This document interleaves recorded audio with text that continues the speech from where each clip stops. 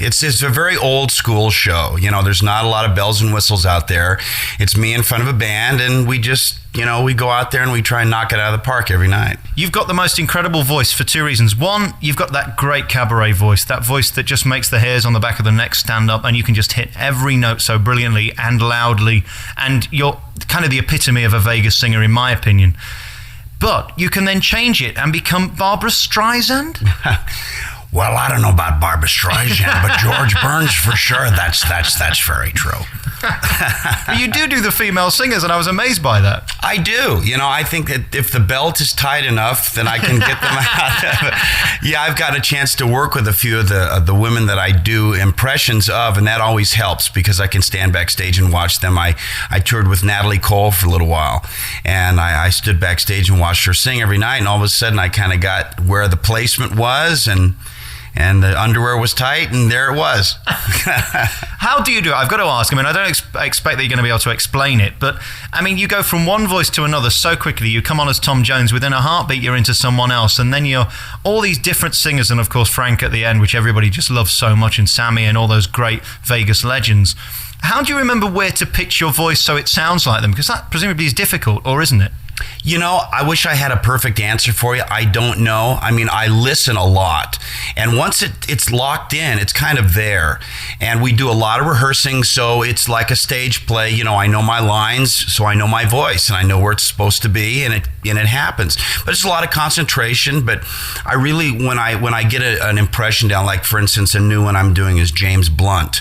So I'll listen to him every day. When I drive to work, I listen to him over and over and over again. And then we get the arrangement we're going to do, and then we practice it a lot, and then once it's locked in the show, I'm committed to it, and hopefully it's there. Here in Vegas, you're an absolute legend, and you're the face that everybody knows, because the minute you come into Vegas, everywhere you're plastered all over Vegas. Firstly, that must be a thrill to be on every billboard. Oh, it is. It's kind of hard to believe. My kids, we would joke years ago when they were real small. We'd drive by and we see a cab with my name on it, and they wouldn't say, "Oh, Daddy, that's you." They would say, "Oh, there's a Danny Gans cab." So they don't see it as the same guy. They see it as that's Danny Gans, and then there's Dad. There are so many brilliant performers here in Vegas, and I've seen some amazing shows, but of all of them, you seem to love it the most and give 100%. That's hard to do when you're doing 5 shows a week for 10 years. You've signed a 10-year contract. That's unheard of. Well, I feel very blessed. 10 years ago, I made a decision to come to town and try and make a go of it, because married, 3 kids, wanted to see my kids grow up, and I was on the road for 15 years before I got here.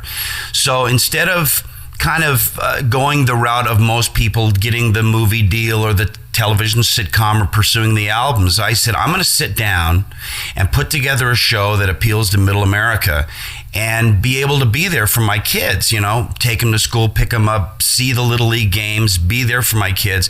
And that's a tough decision in show business because, I was out there on the road 200 days a year before I got here.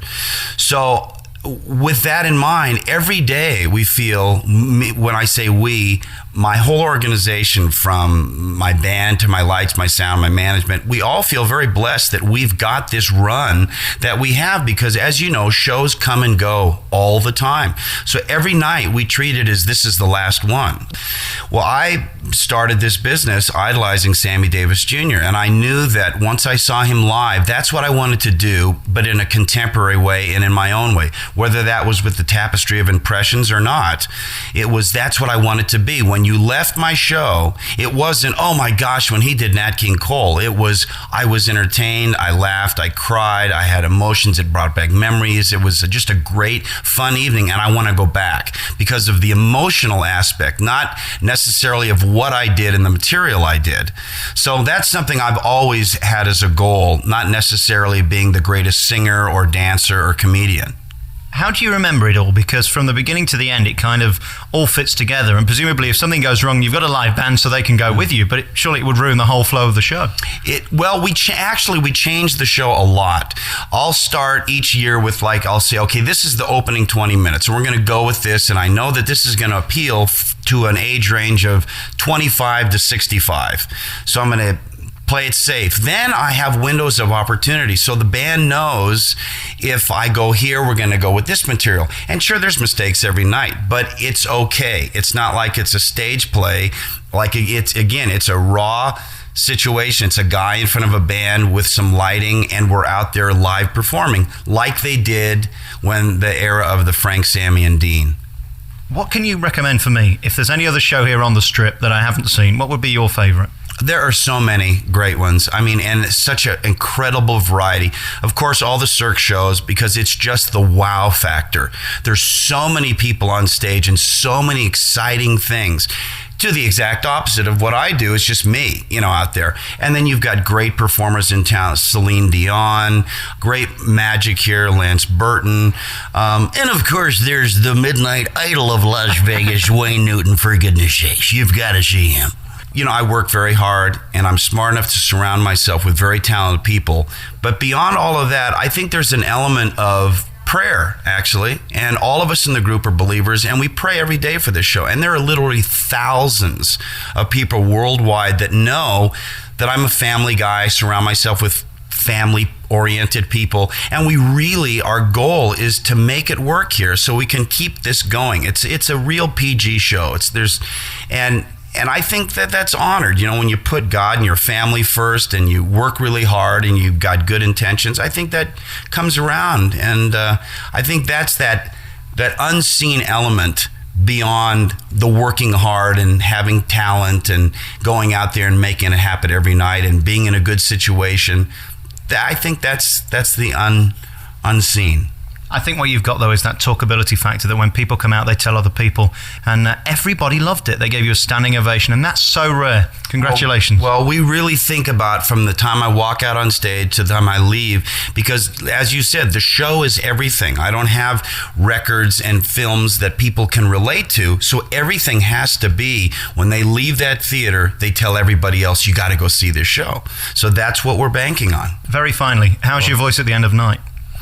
It's tired, but if I don't talk and I get in the steam and I rest it, the next night, it's great. I'm ready to go. It's a very hard environment to actually sing, isn't it? This kind of heat and the humidity. The dryness, yeah. In the summertime, it gets pretty tough. I like to get outside and play golf, but I usually back it off in the summertime because it gets too tough out there. It's 112 degrees, for 5 hours. That's rough. And I got to limit my talking and all the things that you would think I would have to do. But I drink a lot of water and I rest it and I work it out. And it's kind of like if you understand baseball and a pitcher, he's in a rotation. He pitches one night. The next day, he doesn't really do much of anything.